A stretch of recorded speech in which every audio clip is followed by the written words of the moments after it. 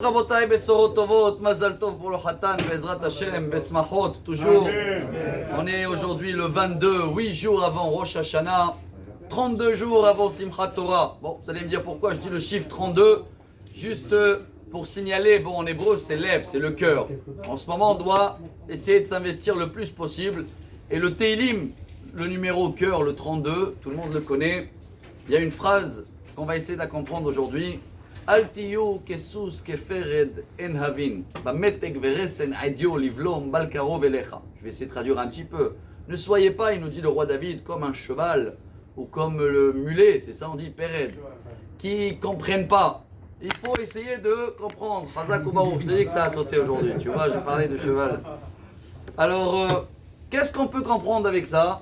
Il y a un grand rabbin, il s'appelait le José de Lublin, une ville en Pologne. Il est décédé il y a à peu près 200 ans. Il s'appelait Rabbi Yaakov Yosef Horowitz.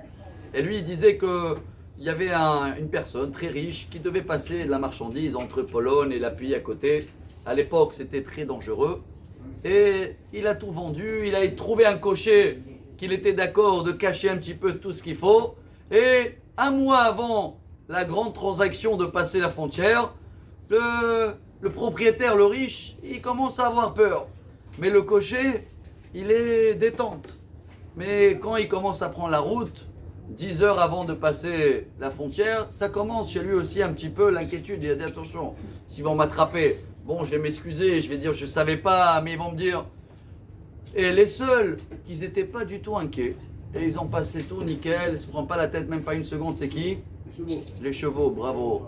Alors il nous dit le roi David, Altiyu kesus kaferet. Si quelqu'un est 8 jours avant Rosh Hashanah, il n'a pas peur du tout, il ne met pas le cœur, il dit hey, Rosh Hashanah, Kippour, Dieu est grand, on s'aime, on se comprend. C'est un peu comme le cheval parce qu'il s'inquiète de rien. Celui-là qui veut s'inquiéter comme le cocher, il attend que entre Rosh Hashanah et Kippour dans les 10 jours de Tchouva, pénitence, je crois qu'on dit.